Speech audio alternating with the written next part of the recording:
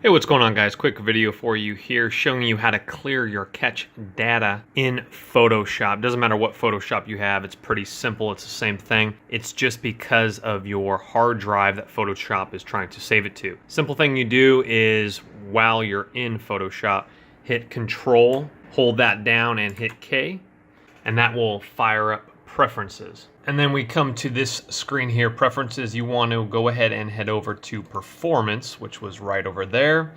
And that leads you to this screen here. The reason I'm particularly getting this, and probably so are you, is because it is saving my Photoshop scratch disks to my C drive, which has 32.76 megabytes left. Now, a simple fix would be to go ahead and switch it over to the E drive with 4.28 gigabytes. You might need even a little bit more than that, but probably not. A couple different fixes for this. If you have anything you can delete, go ahead and delete it out of the C drive in my case, or your drive, and then just make sure you go to the recycle bin, empty out the recycle bin so the hard drive now has some gigabytes free.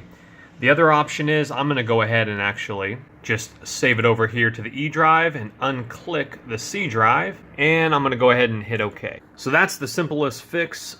If this does not work for you and you are still getting that error in Photoshop, you might have to use a defragment tool for your hard drive and defrag your hard drive and then try it again. Hopefully the video has helped you. Smash that subscribe button because we're here to help each other. You guys have a great day. We'll see you on the next one. Bye-bye.